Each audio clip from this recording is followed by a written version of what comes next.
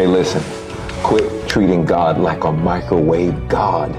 The Bible says whoever makes haste with his feet will miss his way. You're always wanting something quickly. You want to gather wealth quickly. You want to do everything quickly. God's not a microwave God. Let's take time to understand that we're in it for the relationship.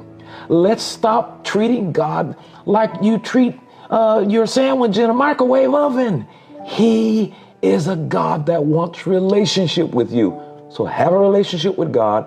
Stop treating him like a microwave and watch your life change.